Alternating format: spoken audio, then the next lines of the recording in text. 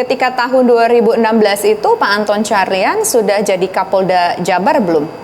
Sudah ketika jadi, peristiwa tersebut terjadi. Jadi saya itu tanggal 16 Desember. Sementara kasus ini tanggal 27 Agustus 2016. Namun ketika saya cek P21 itu tolok ukur polisi bekerja dengan lengkap, yaitu ya sekitar 23 Desember. Jadi hanya sekitar 5-6 hari lah setelah saya jadi Kapolda, kasus ini selesai dilimpahkan ke kejaksaan. Nah, tapi selama 5 hari itu kasus ini sempat Pak Anton baca atau mungkin Pak Anton pelajarin nggak sih kasusnya pada saat itu? Ya, karena kasus ini sudah di penghujung, ya alhamdulillah kasus ini juga tidak dilaporkan oleh Direskrim karena dianggap sudah selesai, tidak menjadi atensi dan tidak meresahkan masyarakat. Kalau dari awal sangat meresahkan, tentu saja ini akan di take over, akan diambil oleh Polda Jabar. Tapi karena dipandang cukup Polres saja untuk menangani, makanya ditangani di Polresta Cirebon. Makanya keputusan pengadilannya pun juga adalah Polresta Cirebon. Apabila ditangani oleh Polda, biasanya di Kajati, Kejaksaan Tinggi. Itu tolok ukurnya. Jadi waktu itu 8 tahun yang lalu, meskipun kasus ini sempat menghebohkan mungkin di Cirebon, meninggal dengan kondisi yang sangat mengenaskan, awalnya kecelakaan, ternyata diduga ada peristiwa ruda paksa, kemudian juga diakhiri dengan peristiwa pembunuhan. Ini tidak mendapatkan atensi dari masyarakat pada saat itu, berarti ya Pak ya? Sebetulnya gejolak kecil ada. Justru saya juga tahu setelah lebih mendalami masalah ini. Nah, bahkan saat itu katanya para tersangka sempat diamankan di Polda. Itu 2016 ya 2016, Pak ya? Jadi sekitar bulan mungkin September. Kenapa? Karena adanya rasa kebencian dari masyarakat terhadap para tersangka. Nah, karena dianggapnya tersangka ini yang beredar di masyarakat saat itu sangat sadis katanya, geng motor yang beredar di masyarakat, sehingga sempat diamankan di Polda. Namun setelah itu dikembalikan kepada Polresta Cirebon. Jadi gejolak kecil memang ada gitu kan, tetapi tidak ya meledak gitu.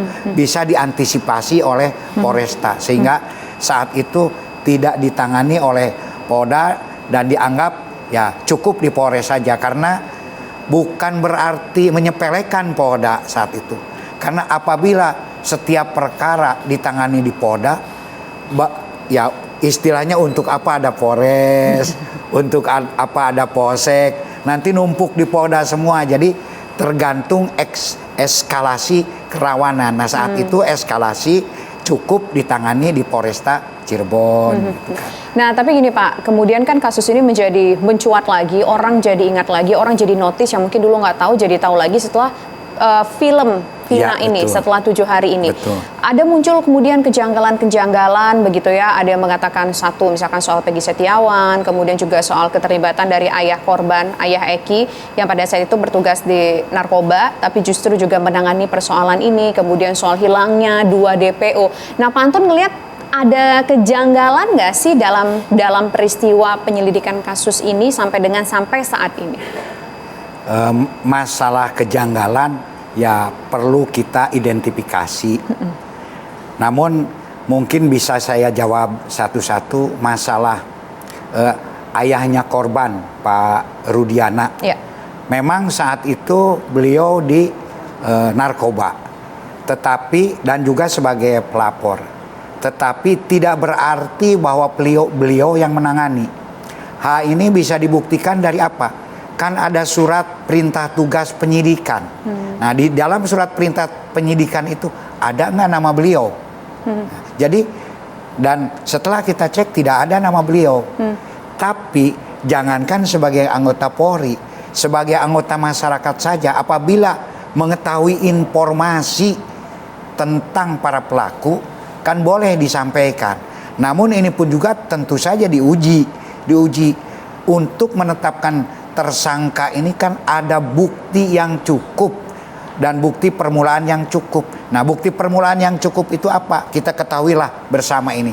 Adanya 2 alat bukti ditambah 1 petunjuk gitu kan. Nah, tentu saja di sini Polri saat itu ya menangkap yang 8 tersangka itu ya belum ada gejala-gejala. Nah, kemudian masalah PS itu sendiri saya belum berani menyebutkan namanya karena tetap harus mengedepankan ajas praduga tak bersalah, yaitu presumption innocence gitu kan, sehingga saya nyebut PS saja. Saat itu pun juga PS itu sudah disebutkan oleh para tersangka, namun masalahnya itu ya tidak jelas, kurang begitu jelas.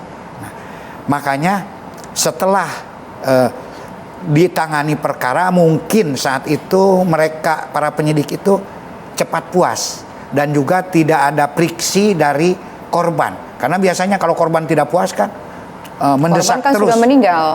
Gimana? Korban kan sudah meninggal. Bukan, dari keluarga korban. Dari keluarga korban biasanya kalau ini kurang Pak, ini kurang, ya seperti sekarang ini.